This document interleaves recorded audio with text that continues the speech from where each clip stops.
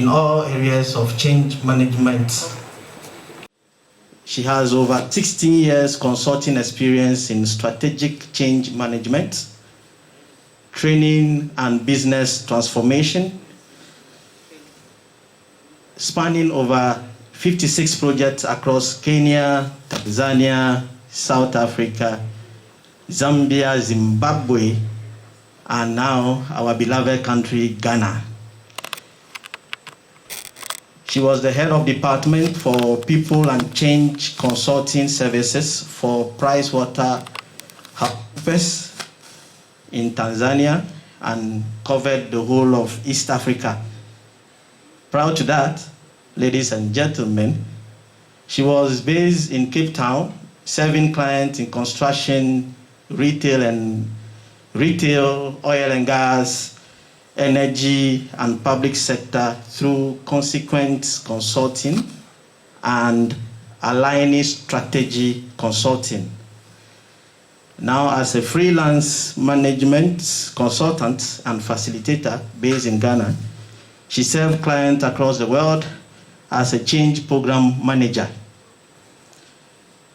As if being a PMI Ghana chapter member is not enough, she is also the East and West Africa representative for Human Change Management Institute, normally known as HookMe.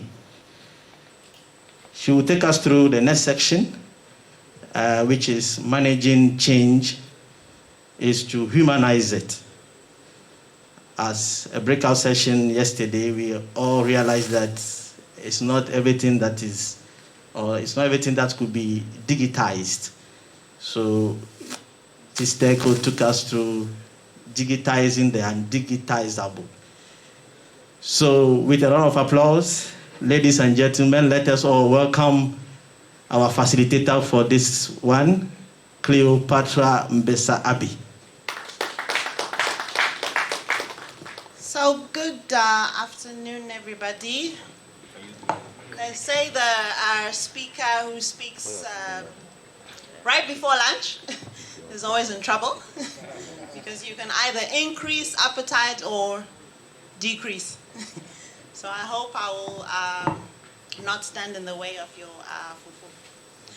So yeah, we're all here for the love of transformation. So just to dig a little bit deeper into a slightly different angle of looking at transformation, the human side of it. So we've all been saying disrupt to be disrupted, so change or become obsolete. I think this whole mantra of disrupt or be disrupted started years ago. We've seen cases of Kodak, which got wiped away many, many years ago. You've all cited very relevant examples this morning. So we're in the phase and stage that really changes the way of doing business. If we don't move and move very quickly, we will become obsolete and we will be disrupted. So, how long do you think it took this radio, the idea of radio, to reach 50 million users? Any guesses from the audience, virtual or physical?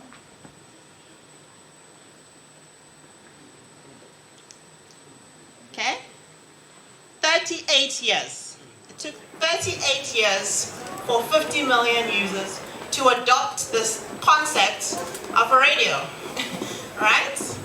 And how many of us still have a radio right now? Anybody? Okay, so the baby boomers or Gen X, Y.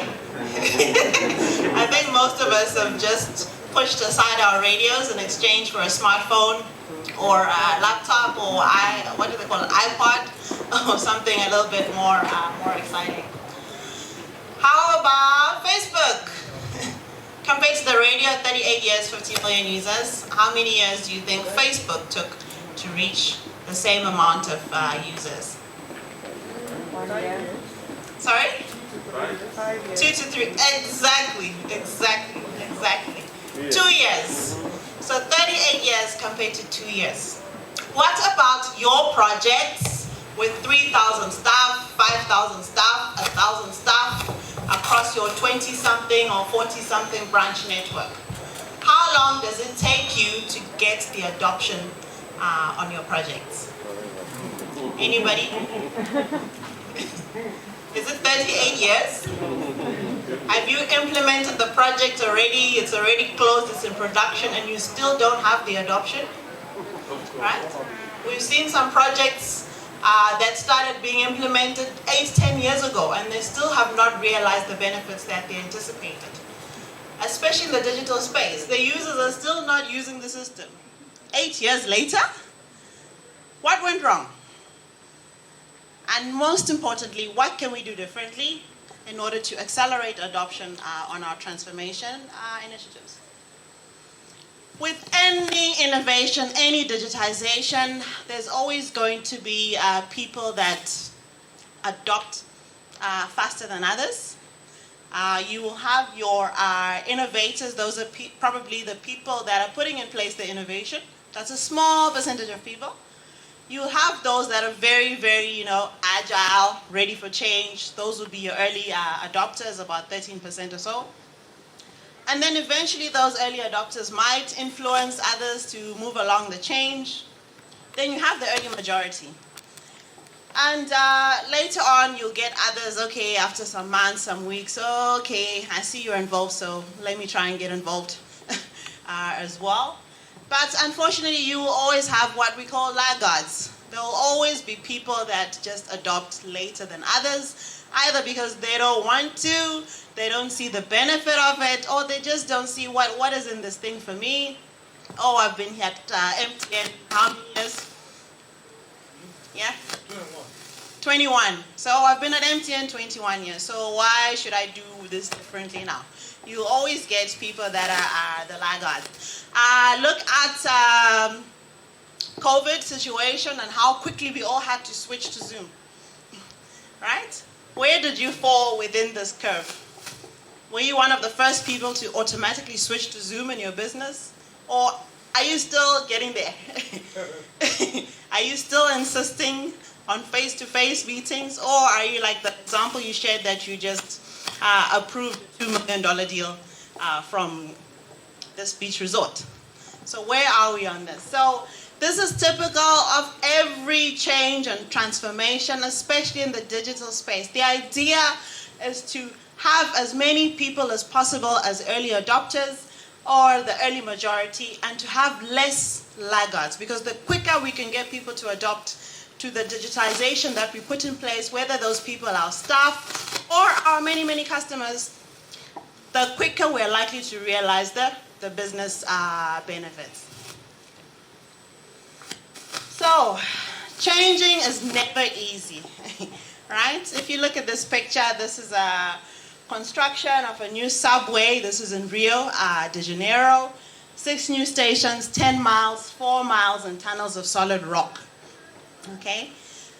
If you look at this type of project, typically abroad it might take, 2 years, less, right? If we look at our context here in Africa, in Ghana, how long do typical road construction projects take? 10 years. Forever. Some get abandoned halfway, right? And what are the reasons for that?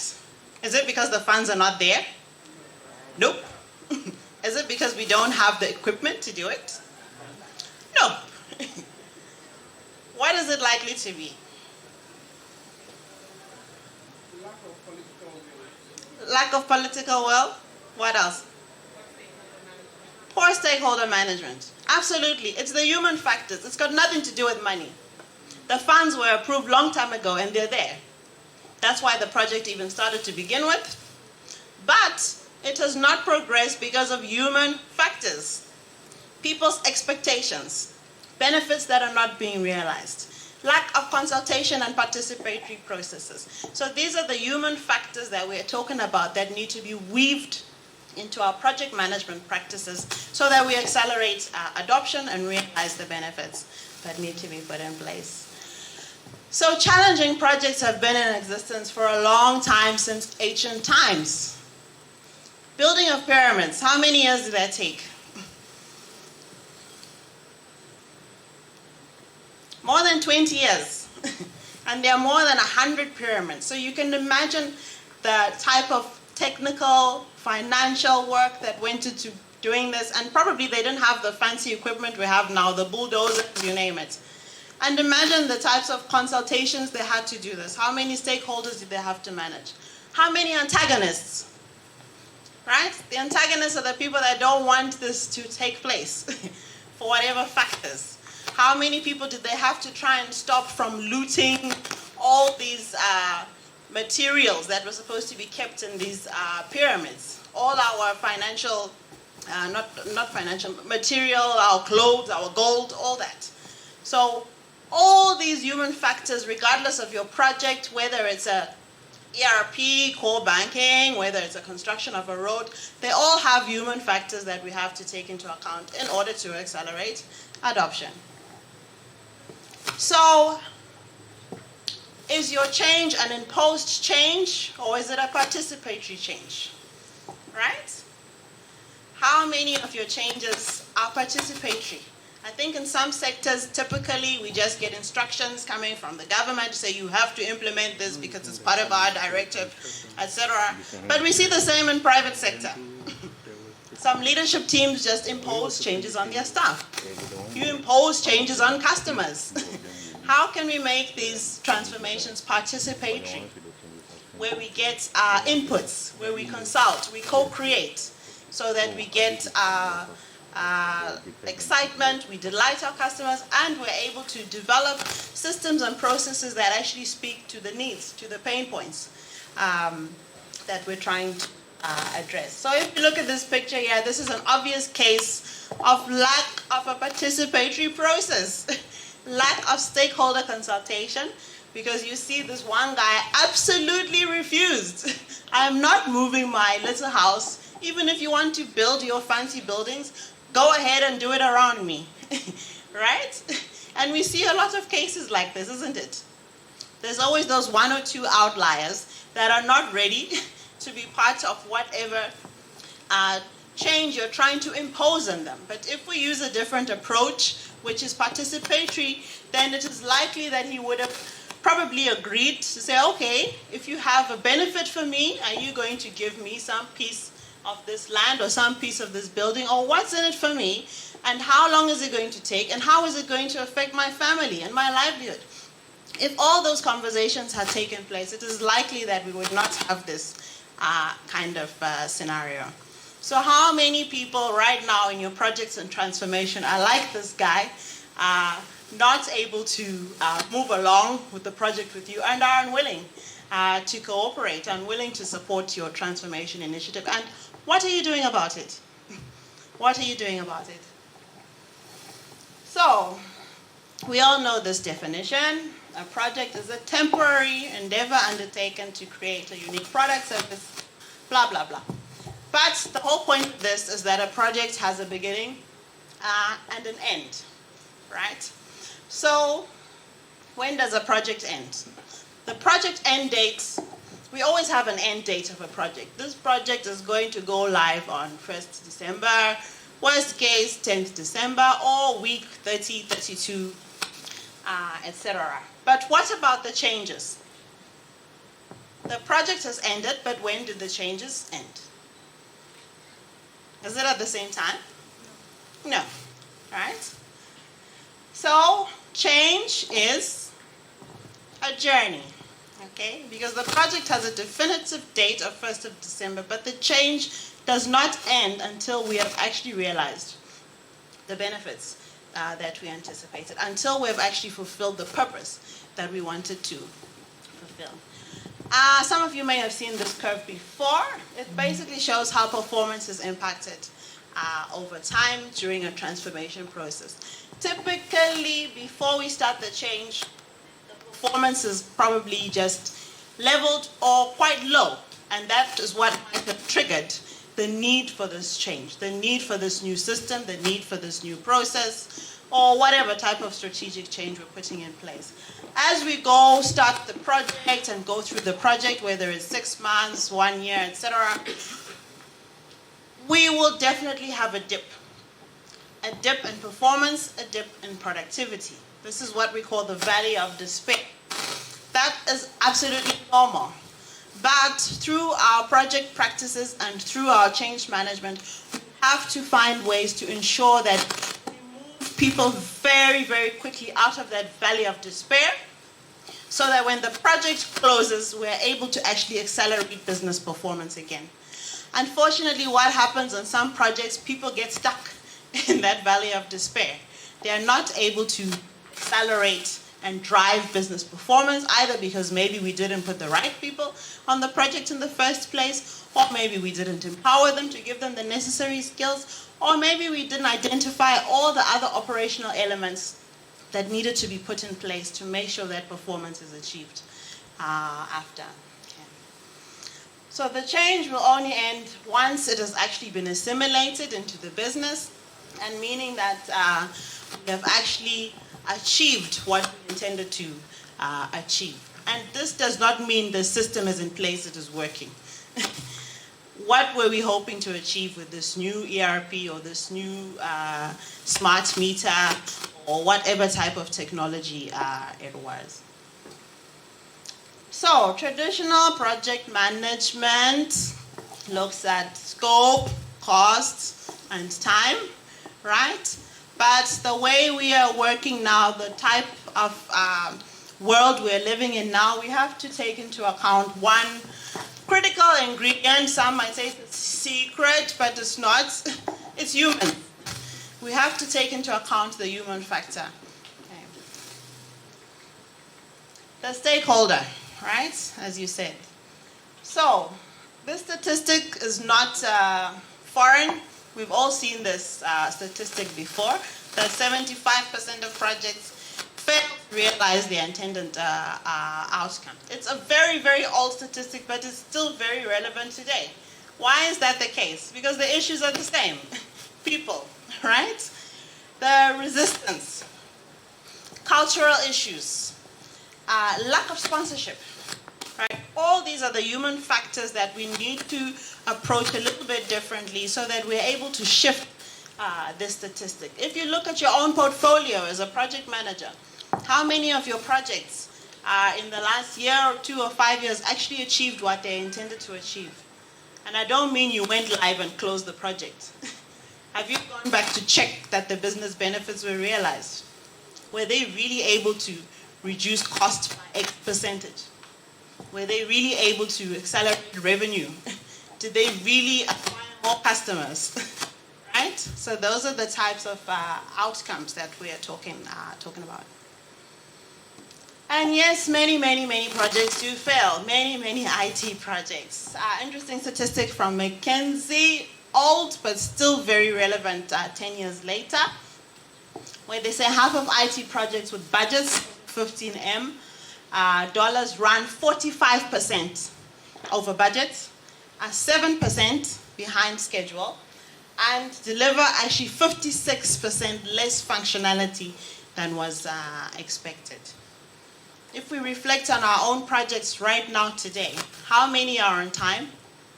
Does anybody have a project on schedule, on budget? No show of hands? Sorry? Of course. Okay. That's good. Okay, so what is change leadership? What is change management? Okay, it's about being an effective partner to ensure that we lead the change and integrate it with the project activities so that we remain on time, on budget, but also deliver the business benefits. And this expectation is becoming more and more for CIOs, heads of IT, those that are driving these digital projects. It's no longer about the technical aspect and the technical delivery, but really about the business benefits that have been achieved. So projects are no longer just about processes, software, etc. We have to make sure that we achieve the strategic objectives. And to do that, we have to take into account the human factor. So managing change is about humanizing it, right? It's about thinking about the people involved and seeing how are we going to integrate all the sticky points to ensure that we make the people move. Because every system needs a human who's going to use it at the end of the day. Every app, every technology cannot work unless there's a human. Of course, now there's AI and all those things, but realistically, we need people to actually press somewhere and click to drive this thing. But of course, trying to get 100% engagement is a utopia. We will never get 100% of the people aligned, and that's never the intention. At least we want to get the majority. The majority as quickly as possible. What are the most common problems on projects as it relates to people? Communication. This is a big chunk of it. On a lot of projects, you'll be surprised. You will ask, are the management team aware of this major changes? And you will get the answer from the PM, oh, I've not seen them. Oh, what do you mean? You've been sitting here working with the head of IT and the vendor. You've not spoken to the CEO of this business. You've not spoken to the directors in this business. You don't have weekly or fortnightly meetings with them. So who are you working with, right? Because these are the business stakeholders. They are the owners that are supposed to drive this transformation forward. This is what we mean by communication. So tying this into your governance of the project so that your recurring meetings actually engage the critical stakeholders. You actually have those main validation points, but it's not just about validation of deliverables, but it's also about enticing them and delighting them. So doing some quick demonstrations of, okay, this is how far we've gone on the system, here's how it looks. It's going to be possible to deliver. Here's this new app. You don't have to wait until the end of the development phase and until you've tested and then you go and demonstrate the app to the executive team. As you progress, you can do that so that you entice and delight them, and they can also start to sell these benefits to the internal customers and to the external customers as well. I liked the last speaker's presentation around digital marketing, because this is becoming more and more important in projects, because these are now the new channels that can be used to communicate during projects. We're using more and more WhatsApp, creating more and more WhatsApp groups to communicate with staff across branch networks. We're using Teams chats, creating various chats on Teams for different audiences. You use LinkedIn. Whatever social media you're using for your external customers, see how to use it as well for your internal customers, for your projects. Communication is not just about sending an email or having a meeting. We have to see how to integrate all these new and exciting channels to drive communication. Excuse me. So, standardizing project management processes and practices, looking at the change management aspects and integrating it, engaging our sponsors, and then managing the people through. So, you'll find that most projects, if you compare projects without change management to those that have change management embedded in them, the success rates of being on time, on budget, and meeting the goals is almost double.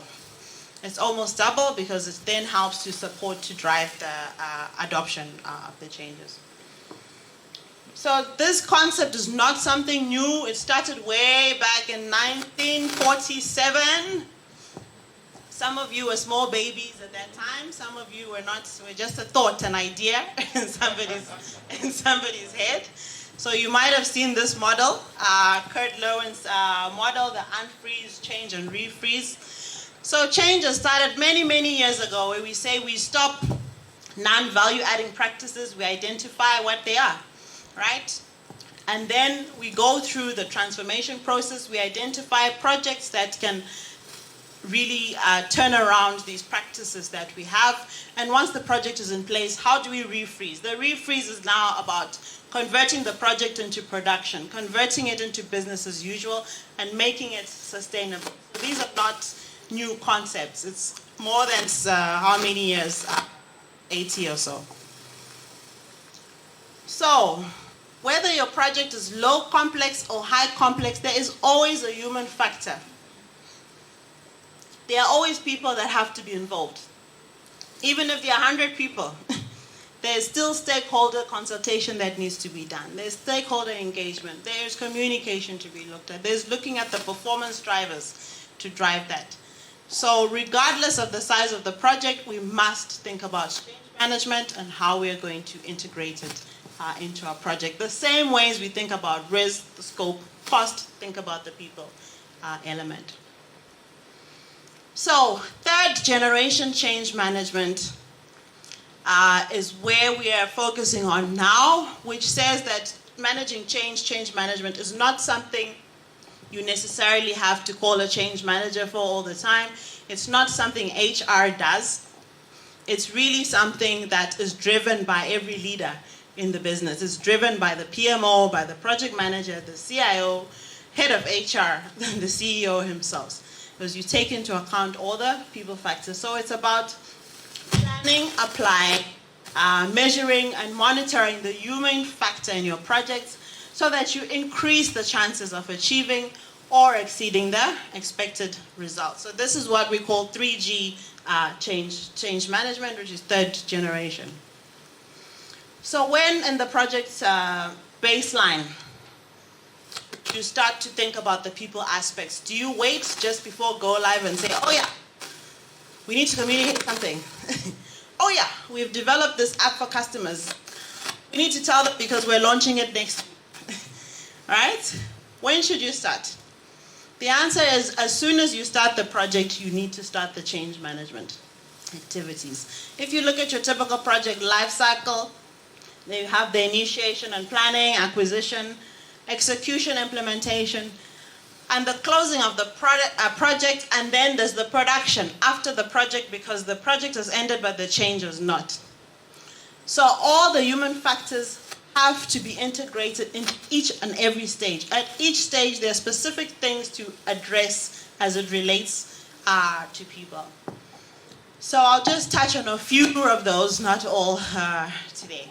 So typically, as much as you develop your project management plan, you also have to develop your change management plan, right? So your change management plan, again, has activities that cut across each of those items. I'll just move on to show you what the elements are of a change management plan. Because typically when people hear change management, they think, oh, communication. Yeah, I already sent an email, right? But it's not. Yes, communication is a very, very big part of that. Because if we don't communicate the benefits, if we don't communicate the achievements, if we don't communicate the impacts, then people will not really understand and will not be able to adopt. But there's more to it. There's sponsorship. We have to look at the sponsor. How do you currently identify the sponsors on your projects? Anybody?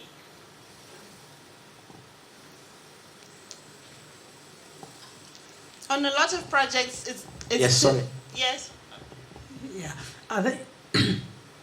Excuse me. So I think in our organization, it tends to be where the project is emanating from, either key beneficiary of the project. We tend to identify at the ESCO level as the sponsors. Okay, so probably the head of that particular function, but is he the right person? Yeah, so typically we choose the head of that function, or typically in some organizations, it's always the CEO. Oh, it's the CEO, it's the CEO. The CEO is always the sponsor. But is he the right person? Is he the right person? Does he have the right level of influence? Is he committed and interested in the project? Is he able to sell this to the various stakeholders? So these are all the elements we take into account. Once you've identified your sponsor, how do you prepare him for the project? There must be a clear sponsor enablement plan that throughout each and all those phases of our projects, what are we doing for the sponsor? Because sometimes your sponsor just becomes somebody who sends emails, but he has no clue what is happening on the project. You just go to him once every 3 months, oh, please sign here. And that's it. So how do we make sure that there's a proper sponsor enablement plan? Vision. This is obvious, of course, right? So the vision must be unpacked and must be communicated. The why.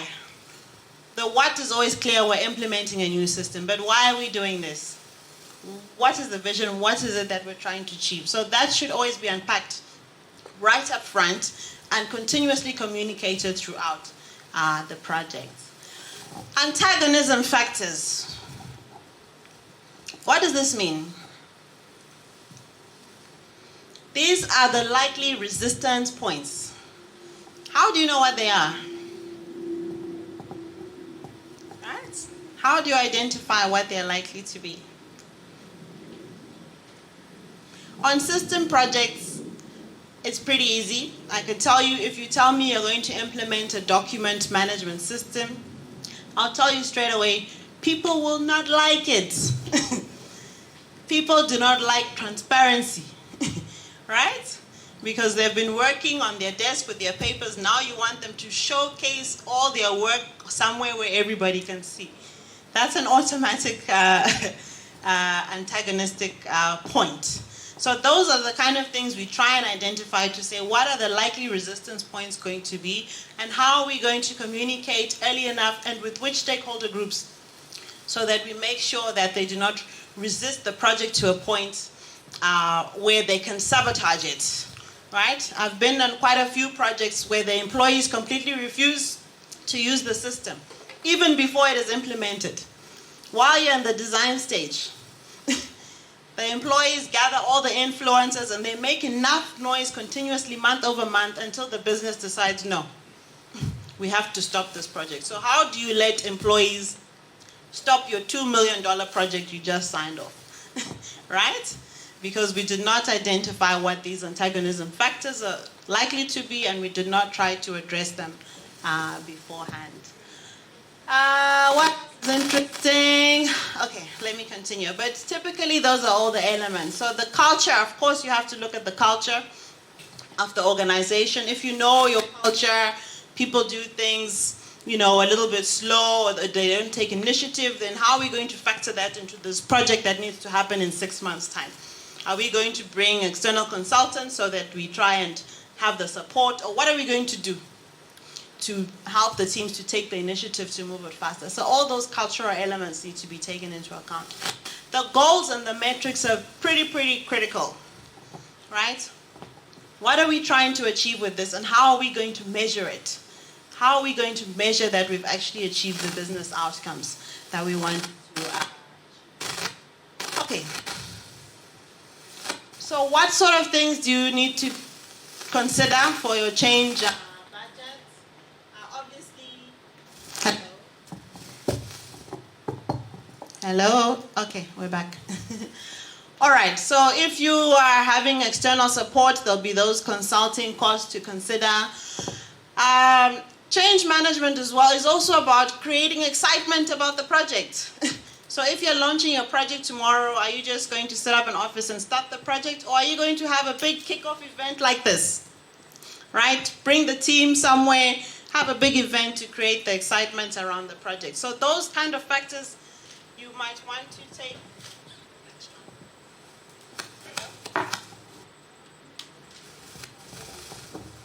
Hello, okay. So you might want to cater for all those, what we call engagement activities, in order to create some excitement around the change. Posters, banners, all the social media stuff the previous speaker was talking about. T-shirts, so that you create some energy and excitement so that staff can feel this is not business as usual. It's something different that we're doing as an organization. The physical environment. Where is your project happening? Have you put people into the smallest room in the whole company? You're squeezing 20 people on the project. You know, all these factors have to be taken into account. You have to choose environments that are comfortable enough for the project team to be productive, to be comfortable and to be productive. So these are all some of the factors to consider. Recognition. What have you planned to recognize the people on the project? Right? And recognition can be monetary or non-monetary. So, okay, you've planned some bonuses at the end once we go live, but what about in the interim? This is a 2-year IT project. What are you going to do to recognize the efforts of the teams as you go along? So all these things have to be taken into account. How are you going to motivate them? Are you going to supply food for these people? Are you going to have some, allowances? What are you going to do to recognize the people? Are you going to have some certificates of, achievement, or all these things you have to think about in consultation with your HR and your leadership teams and come up with some recognition plan. Because believe me, on projects, the hours sometimes our teams are working, you might lose people, your critical project team members, if they don't feel appreciated for the extra hours that they're putting in time. The knowledge management plan. This is very fundamental. You have different vendors coming in to work with you, different consultants, but how are you going to make sure that there's skills transfer that takes place? So that when the project ends after 2 years, your team and the organization is not left disempowered. What documentation is going to be put in place? Are you capturing the lessons learned? All these have to be taken into account. Do you have the systems to be able to keep all this information? The nice thing now with Teams being available and free, it's a nice, easy tool to use for collaboration and also for storage of particular project documents. So ordinary and extraordinary communications. Your ordinary is your emails and whatever. Your extraordinary, as we said, is these types of events where you want to create some excitement around the projects. So these are your typical considerations for your change budget, and normally it's integrated into your project management budget as well. So fewer than 2/3 of the projects and programs have assigned executive sponsors. I think we already touched on the aspects. I won't go much deeper to this. I want to talk about purpose. Purpose versus objective. Has the project achieved its purpose? This is something to be identified upfront and then continuously communicated and branded as part of the project and sold to the various teams. Okay. If we look at this picture, what do we see at the top left corner? Anybody? Yes. He's sewing? Okay.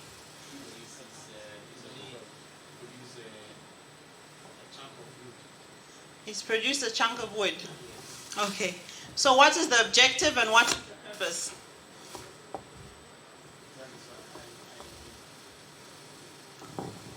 Okay.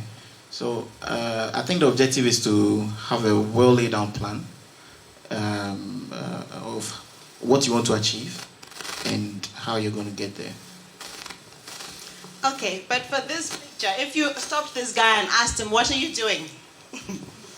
You might say, I'm chopping a piece of wood, right? But what is the purpose? To have building materials. Go ahead. No, just, though I don't know which one is which, but I know the final objective might be to actually use the wood to get the home, so. To get the wood to do what? To finally use it in the home. Exactly, but that's the purpose. The objective is to chop the wood and have the wood, but what's the purpose? The purpose is to use it as a material for the home. Yeah? So same picture at the bottom. So for our projects, we always have a list of 10 or 15 objectives, but what is the purpose? We have to unpack the purpose of this particular IT or digital transformation that we're into, because then we have to focus on the outcome and focus on that particular purpose and benefits that we're trying to achieve. So typical project objective might be to reduce IT costs by outsourcing printing. But the purpose was to become a green company, reducing environmental impact and operational costs. Okay. So probably we reduced our costs, but did we achieve our purpose? Okay. These are the questions we have to be asking our stakeholders as we go through the project. What is the purpose of this technology you're putting in place? Is it just a core banking replacement? Or what is the purpose you intend to achieve? Then we have to focus on that to drive those outcomes with the various stakeholders and to keep them in sight of that. Vendors. So So the humans are not just our staff and our sponsors, our vendors. How often do we really analyze the types of vendors that we are working with? Is it just about the price and the quality of their systems? We also have to look at the other factors regarding the vendors. What are their leadership styles? What is the culture of their business? Is it going to clash with our culture within our particular business? Is there a good cultural fit? And how do we make sure the vendors are treated as part of the project team so that they are also integrated and are able to work well with our teams and be able to co-create this solution that we have in mind for our business? All this has to be taken into account during the vendor selection process, but once they are on board, we must have clear vendor onboarding processes to make sure that they understand our business well, to make sure that there's a plan for knowledge transfer. How are they going to transfer the skills to our particular staff? Egos. What do you think about this one? Ego clashes and conflicts. Yeah? Clashes in personality styles. How do you deal with this on projects? Yes. You have an emotional intelligence. Yes. EQ. Yeah? But when you don't get it, know your stakeholders. And what does that mean? Once you know them, what do? You learn how to interact and manage each other. Yes. Yeah? So EQ has to be in place. If you've not done that kind of training before, of course you can, but what if the one with the biggest ego is your sponsor? Or your finance director who's supposed to pay you? What do you do about that? Yeah? So I think what you said is key. You have to know every stakeholder has their hot buttons, right? You really have to get to know the person and see, okay, what are their hot buttons and what are their areas of interest? Because it's always about something that is close to them. Maybe they're not as involved as they want to be, and because they've been in the organization 20, 30 years, and they're not involved, they feel like, why am I not part of this important initiative? So you may want to have a participatory process where you bring these people in, give them some sort of power on the project. You know, okay, you manage this part of the project, you validate this particular process or requirements for us so that it's a participatory and inclusive process. So you said know your stakeholders, right? So that's the starting point. There's different types of stakeholders. You have your veiled boycotters. Okay. These are the people that pretend not to be boycotters, but actually they are, right? It's not obvious from their appearance, from their behaviors and what they're doing. They're probably just sitting there passively and just quiet, going, as we do in Ghana, eh? Right? But they're secretly just against the project, and they might be influencing other stakeholders internally or externally not to support the transformation. So who are the veiled boycotters? Who are the open boycotters? The ones that are not keeping quiet about it. They are outrightly standing up and saying, you know what, we don't need this new process or system you're putting in place. We're actually fine with the ways we are working. Okay. So, so those are the different types of stakeholders. So once you know them, what are you going to do about it? Then you have to have a plan in place for each and every stakeholder. We're not saying go through 600 or 800 staff in the organization. It's the major stakeholders within the business that are influencers and that are likely to make decisions that will basically stop the project. Question on our... So you are looking at your leadership layers, first tier, second tier. Those of you that have branch network, there might be one branch manager who's more influential than the others. So we have to put in place communication strategies to make sure every 2 weeks, every month, we're engaging these people to find the antagonistic points, to see how can we address their areas of interest so that they can support and influence others on the project. Okay, and you have, forgot to mention the spectators, right? The ones that are just, oh, I'm a deputy CEO here, but I don't need to be involved. You go ahead. You go ahead, right? Those kind of cases, it's likely that you are disempowering the person. If you see someone at that level just watching the project and not being part of it, you have probably disempowered them. So you need to find a way to ensure that you're keeping them in the loop and find an aspect to involve them in the project so that they take the ownership and the accountability of one or two of the processes of whatever is under their department. Otherwise, you will implement and go live, and then after the dust settles, they are left with all the challenges and risks. So readiness, we also have to talk about readiness. How ready?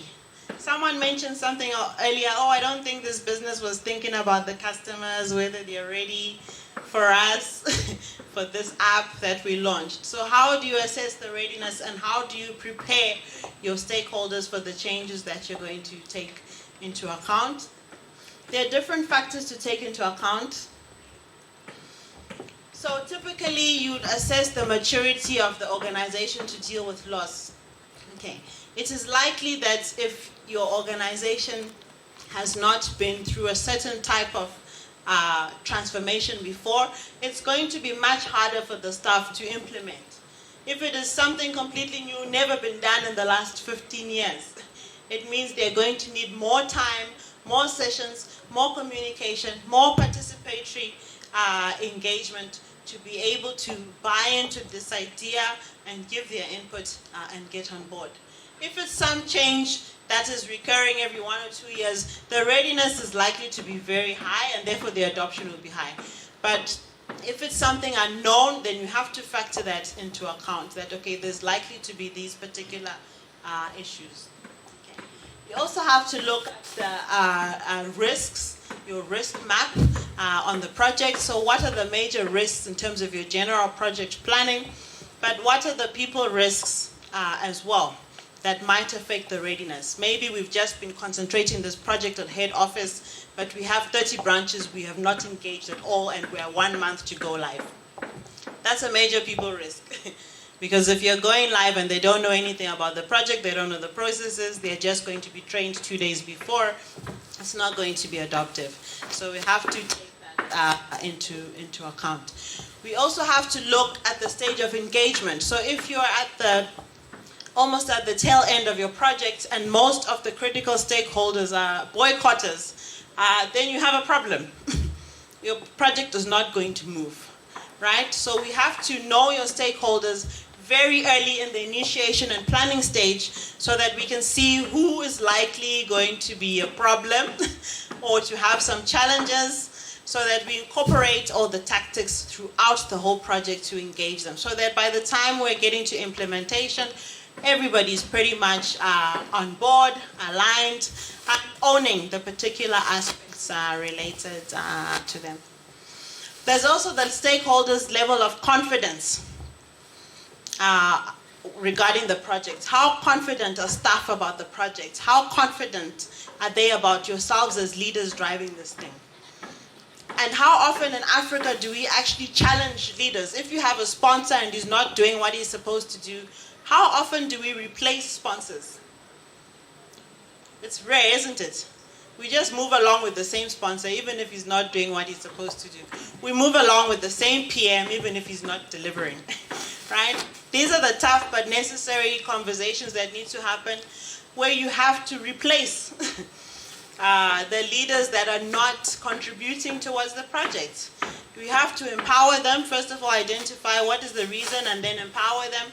And still, if you find it's getting to a point of impact in the project, then you can strongly suggest a replacement, right? So that the benefits of the project can be realized very, very, very, very quickly. I've been to projects where we changed sponsors, I think 4 times in the space of like 7 or 8 months. Because someone will come in and they're not making decisions, you're still sitting on these same decisions. Why? Or there's some ego issue, they're just not, cooperating. So we move until we get the right person to be able to influence it. But in those cases, where the head of department might be the sponsor, but is he really the right person to lead this project? Maybe he's leading it because of the objective, but if the purpose, like the example I told you, is not to reduce IT costs, but to be a green company, then in that case, maybe the sponsor will actually be the head of corporate affairs or the director for environment, because that's the purpose. Yeah. Okie dokes. So stress, we've spoken about conflicts, egos. Stress, again, is something to be managed on our projects, to continuously monitor, especially as we get closer to the implementation. Stress levels can peak very, very high. Make sure that we put some breaks for our project teams to refresh, have a team building if you can, or let people work from home for a day, just so that people can balance between the project and just general. But okay. So sometimes where we have behaviors that are inadequate in the project, either because of team spirit, so maybe there's a challenge with the team in general, so what are you going to do about it, right? So we have to find ways to build the team, especially on IT projects. You'll find as you're getting into UAT, you're spending 6 to 8 weeks clicking, testing. So teams are going to be stressed, they're going to be tired. So what can we put in place to keep them motivated? What can we put in place to get some breaks for teams to breathe? But also the performance of the leaders, which I've touched on most of these already. Okay, so I want to just talk about impacts, because this is one of the more tangible parts of change management, where we really have to look at, when you have new processes and new systems, we have to dig deep and say, what is the impact? How does this new account opening process differ from the one we have currently, step by step? And what is the impact on each and every job? Maybe a branch manager used to do this, they will no longer do this. Maybe a customer service officer used to do this, they will no longer do this. What is the impact on the KPIs? What is the impact on the job descriptions? What is the impact on our customers? And how are we going to communicate this and manage this with our various customers? So carrying out a change impact assessment is really a fundamental part of managing our projects and managing the change process, to ensure that we identify all the people impacts and have plans in place then to mitigate them. So I'm running out of time. Just to summarize. So just to conclude then, so how do we integrate the change? Okay, so first we have to demystify change management, that it's not about communication. It's about weaving in all the human factors into each and every stage of the project, from initiation, acquisition, implementation, closure, and production. What needs to happen after the project closes? And it's not just communication, it's all the elements that we've touched on. The sponsorship, the antagonism factors, the culture, the training, the impacts, all those items to do with conflicts, egos, stress. So typically we have the same way you have typical activities you do on the project step by step, there are typical human factor activities that need to be considered across all of those. So train the project team, right? Because as we said, third generation change is not just about the project manager understanding the human factors. It's the whole leadership team and the PMO team that need to watch out for all those elements and see how to weave them in to the project. And quick wins. I'm sure we all have these in our projects, especially those projects that stretch for a year or two. What are the quick wins that we can have in place to drive this and really weave it through? And then integrate the change activities with the project plan, because typically we have a project manager running this way, change manager going this way, and when you ask for the project plan, I need to put my change management activities in your plan. No, my plan is set, I can't add anything inside.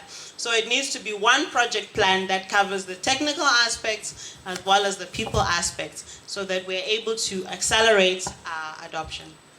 Thank you very much.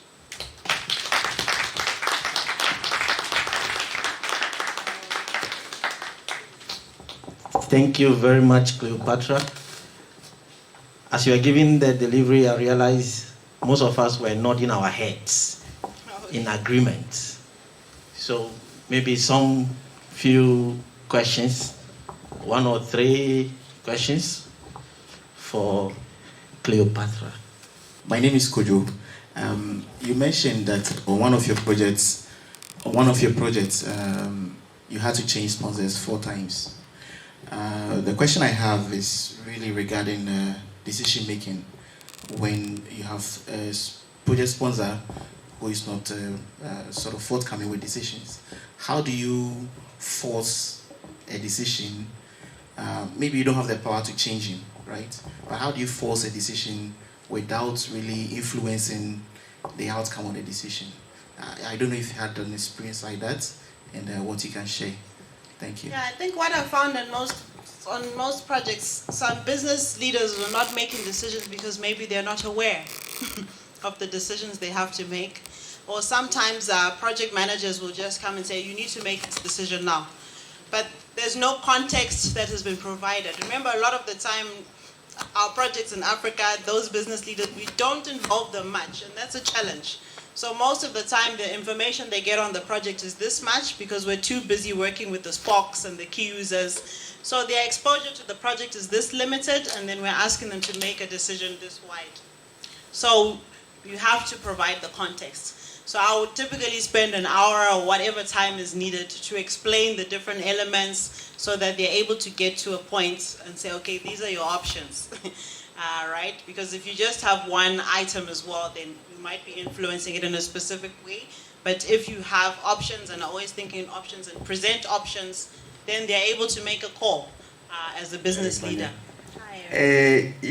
Not a question as but more of a contribution. When you were talking, you mentioned about 75% of projects failing and all those statistics. I share that with you perfectly.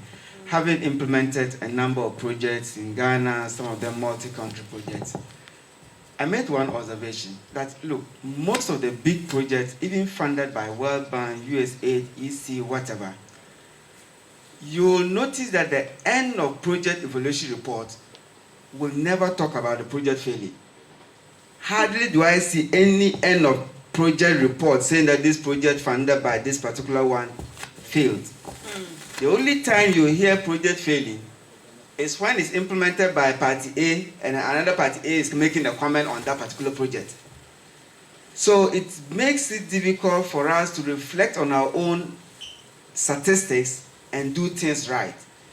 And for me, as long as we continue to have end of project reports reflecting successfully implemented, X number of people have income have increased, this number of roads have been done, whatever, that lie or that lies will never help us to do proper projection and do proper planning.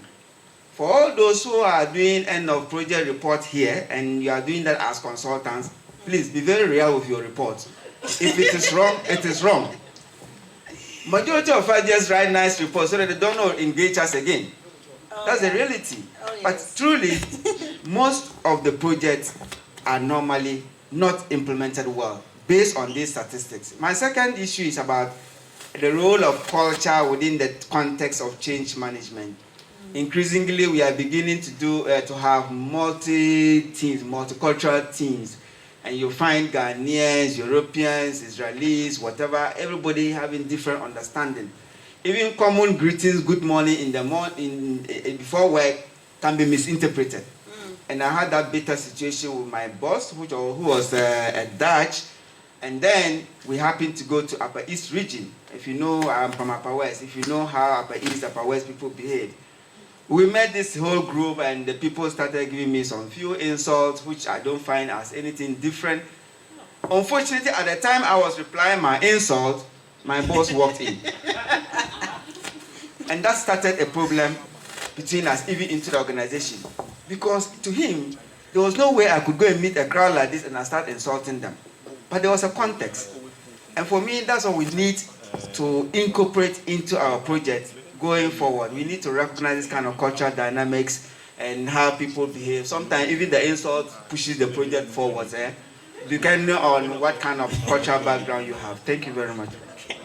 Thank you very much. Yeah, spot on about the level of cross-border projects that are happening now, especially now with the working on Zoom. We're able to engage with teams we were not able to before. So absolutely, I think for those cases, you have to take time to understand their culture, their norms, ask questions, and make your observations right up front in the initiation phase so that you know what kind of animal you're dealing with. And then when in Rome, then you behave the way they behave, because you might actually be insulting somebody, as you say, and automatically that will impact how the adoption takes place throughout the rest of the project. Especially in Africa, because our cultures are completely different. When I was in Tanzania, you could not just start asking for something. You have to say good morning, how's your family, your dogs, your children. It's like a 10 minutes, and eventually after 15 minutes, you're like, okay, so the project. But when I would travel to Kenya, there's none of that. There's just, where's the report? How far? People don't want to know about your life at home or whatever, And I think Ghana is quite similar, where you have to be polite and whatever, good morning, etc. But maybe our neighbors are a little bit different from us. So when in Rome, you have to understand, okay, this is not Ghana, it's not Tanzania, it's not Europe. Take the time to assess, make your own observations, and ask, what is your culture like? And people would tell you, then, what are your norms of working?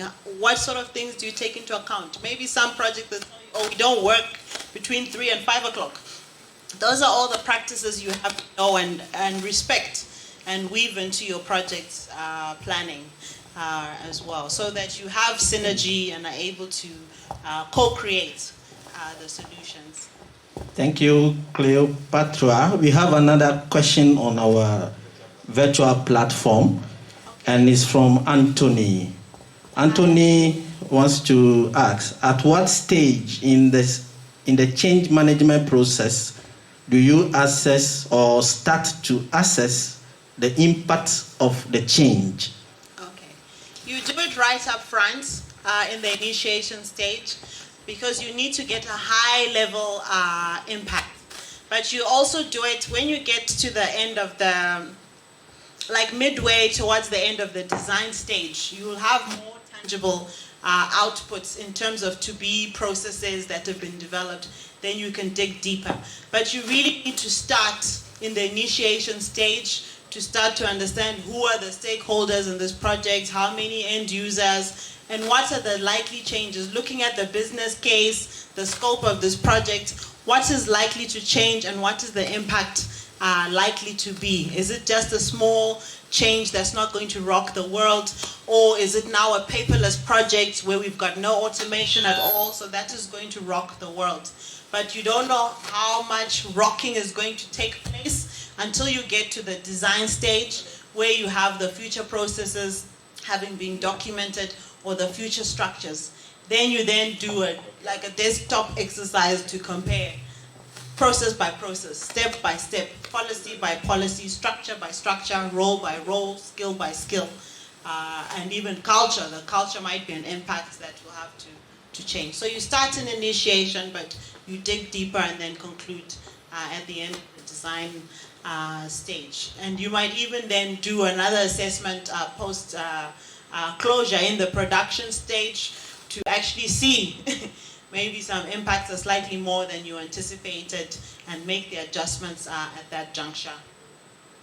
Okay. Then we continue once again with the last question on the virtual platform, coming from Jefta. Jefta wants to know, how can leaders and managers treat their subordinates with respect in regards in managing change? I think the first thing is to lose the word subordinate, right? Because it automatically tells staff you are below me. So lose that term completely. Let's rather say colleagues, team members, right? So a lot of the time for some strategic changes, we have leadership that want to make all the decisions at the top, and once they've decided, then they just cascade it down to staff. But you have to look at the type of projects. As we said, for change to work, it has to be a participatory process. Otherwise, you have that scenario like the guy who completely refused to demolish his house. So if it's a digital transformation, then typically you would have teams that can be selected from your department to be part of the spokes or the key users. But for change, we always use change champions. So again, remember, even if your project is large or small, you might have 1 or 2 champions on a small project that will come from the departments. If it's a large project, you might have anything from 50 to 100 champions. So there's different ways for teams to be involved in the co-creation of the project. But where they can't be part of the co-creation, then as managers, your role is to sell the purpose of the change to your teams. You should not wait for the project manager to come and communicate what is going on. As managers, you have a commitment to your teams that every week you are informing them of what is happening, what is next, and how it's going to then impact them, to prepare your teams for the change. Because they'll be looking upon you as the manager and the head of the department to basically lead them through this transformation. Thank you very much.